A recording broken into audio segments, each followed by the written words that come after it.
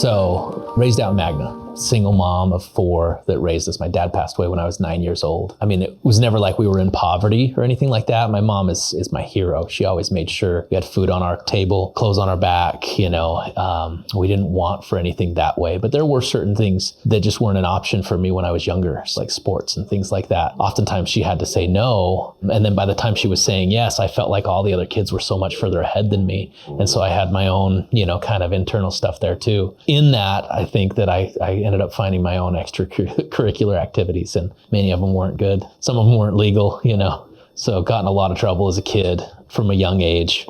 I started, you know, getting into drinking alcohol heavily and those types of things. And I just didn't really have a clear direction, you know, and all I had learned growing up in Magna and being around working class folks is you go out there and you work hard, get a job, you hope for a future. And unfortunately, I saw that path wasn't working for most people. You know, many of the people that, you know, that were my seniors and, you know, people that I looked up to, some of them had committed themselves to working for the rest of their life in a job that they didn't enjoy. You know, it's one thing to be working and active for your whole life. It's another thing to be doing something that you dislike. And I didn't want to end up in that position. I was also a little bit of a dreamer.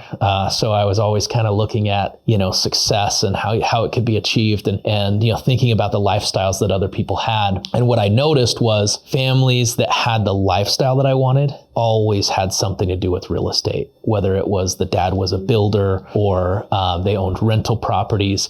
The people that had extras always had real estate. At a very young age, I realize that now, you know, made the decision that I was going to be a real estate investor. And we're talking, you know, 17 years old. I'm starting to get the books and, you know, go to the seminars and things that would come into town. I'm trying to figure out like, okay, if real estate is where wealth is created and where wealth is held, then how do I get into it? And at that time, I didn't want to be an agent. Being an agent wasn't really, I didn't see it as the same thing. In fact, I saw it as the opposite where, many of the agents that I knew didn't have the extra freedoms. And that was the big thing for me was freedom. I wanted freedom in my life. I started going to the seminars and spending money. And out of high school, I was working while I was going to high school. I was loading trucks for UPS basically. So I was just a grunt worker, you know, and I got really good at it. Honestly, I went from the point when I started where I was, you know, they had me helping somebody else load a truck to by the end of it, I had 3 different trucks that I was loading at any one time. So I was jumping in between and getting things done. But they limited me on how many hours I could have. So that worked while I was in high school. But when I graduated high school, I went to an alternative school. So that's the only way that I graduated, first of all. When I was done, I had a buddy that was working in a steel fabrication shop. And he's like, hey, I can get you, you know, a couple more bucks an hour plus full time. And I was like,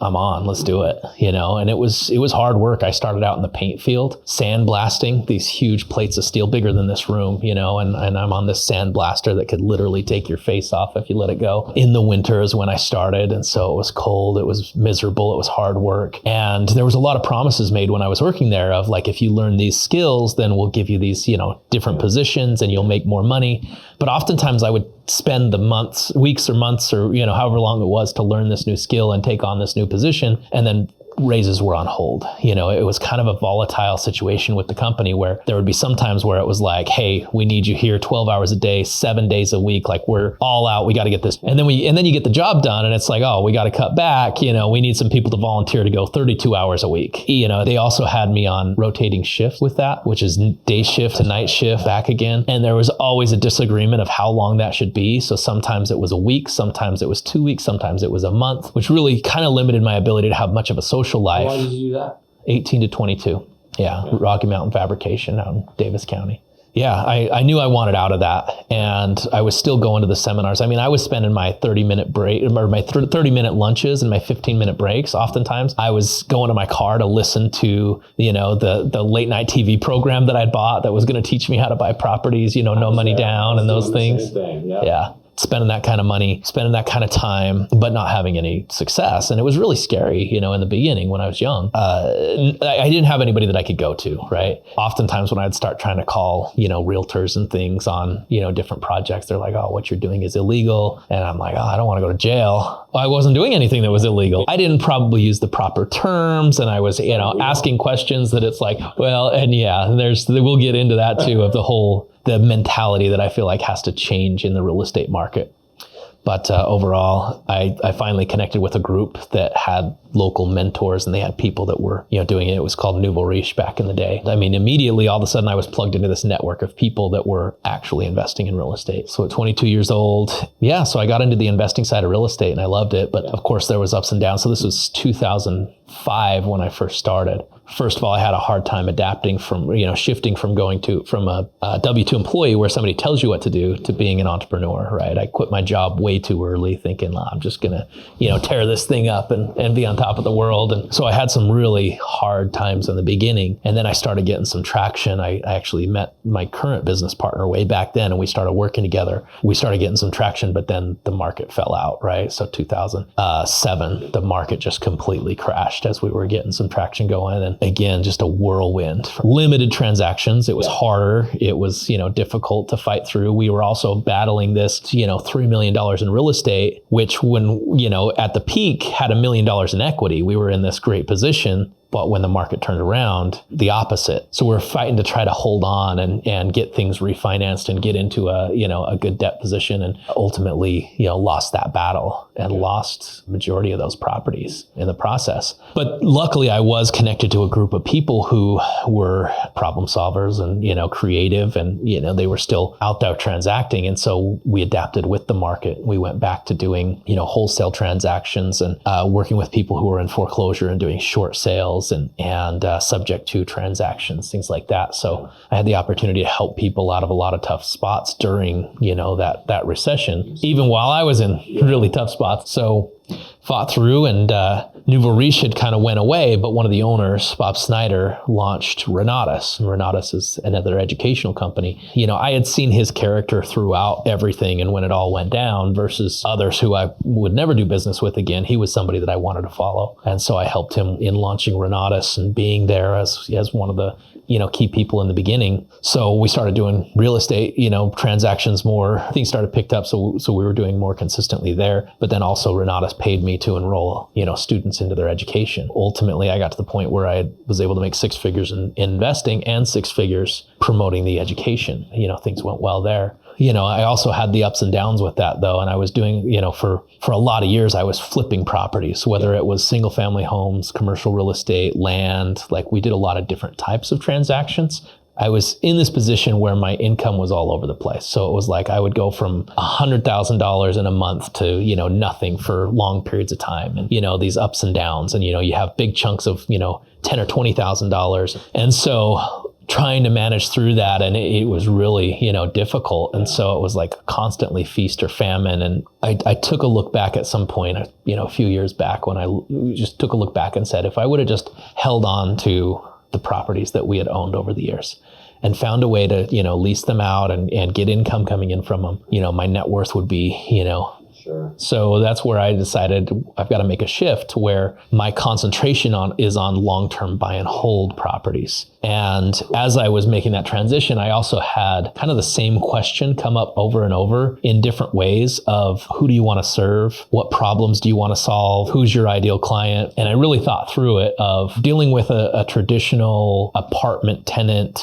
somebody that is, has excuses of why they can't pay their bills, but at the same time, they're going on vacation the same month, like those types of things. Those aren't the problems that I enjoy solving, like trying to figure out and talk people into paying for their obligations. But what I do get excited about is entrepreneurs. I always have. I can't do anything without thinking about the business behind the business, right? Like I go to a theme park and I'm just thinking about like, okay, well, so if, this works this way and this is how this, adds to the revenue and the bottom line, and I study it and talk through it with people. And as investors, that's the only way we get paid is by solving problems. I decided I wanted to own commercial real estate. And when I say commercial, specifically commercial tenants, so business tenants. And so that's what we've been focused on for the last little while. We're mostly doing smaller projects right now, but I've got a restaurant out in Grantsville. So yeah, been getting into commercial real estate. And, throughout all of that, of course, I've also, spoke on stages and done different speaking engagements. And so even just within my little circle, I've spoken all across the country. I've even went into other countries and spoke to smaller groups,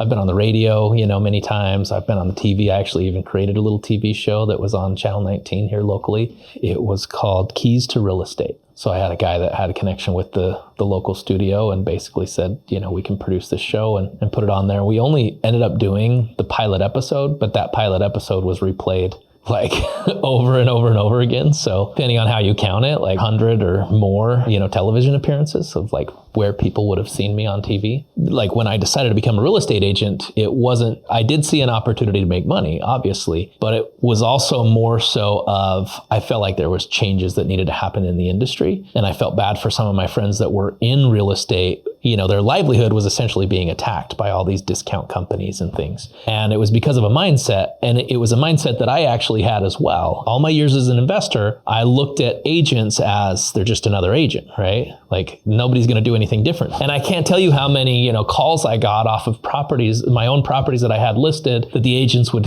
pitch me on, let me come show you my marketing plan. And then they all had the same thing. And so it was like, if I'm going to get the same service regardless, I might as well pay as little as possible. And it wasn't until I met Jay, the broker here, his assistant reached out to me and said, hey, your property would be great for our TV show that we're doing, that I ever had somebody that really did something drastically different and went above and beyond. And then in the midst of that too, some of those transactions that we had, list with him didn't go well. Like they didn't sell well, and we were in a tough spot. And Jay always made sure to take care of us and not hold hard to, well, you're going to pay me no matter what type of a deal. So I knew his character, and I also saw that he had tools that other agents weren't using. And so when I decided to become an agent, I thought I was going to have to do all that from scratch. Like I thought I was going to have to, hire the video crew and figure out social media and like do all these things. And then when Jay reached out to me and said, hey, I'm opening up a brokerage now, because he was kind of a one-man show for a long time. The TV, it was his little niche, but he opened it up and reached out to me. And essentially I had everything that I was trying to create handed to me on a silver platter at no cost, and way better than I could have hoped to create in any decent amount of time. And so jumped on board, and really that's kind of my focus and I've had a great first, 11 months in the business. Like we've done amazing, we've had great success. My clients are happy because I was the guy buying and selling. And because of that, I have all that experience. I mean, of, dozens and dozens of my own properties, but also because I was helping other people learn investing, I was privy to the decisions of hundreds of transactions, right? And seeing like which way things would go and how negotiations work, what would push people over the edge to getting a deal done versus not getting the deal done.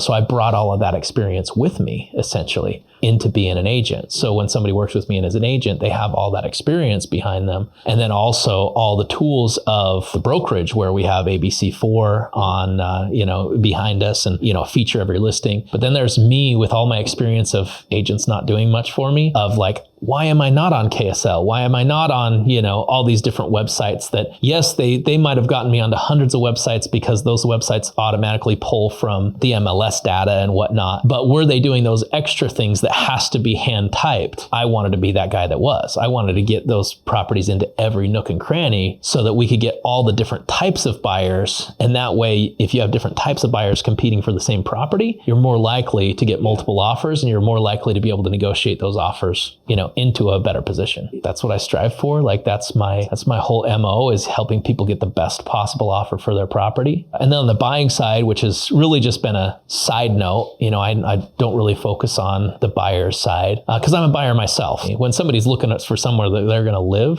and potentially spend their life in and raise their kids and create memories, they're looking for something very different.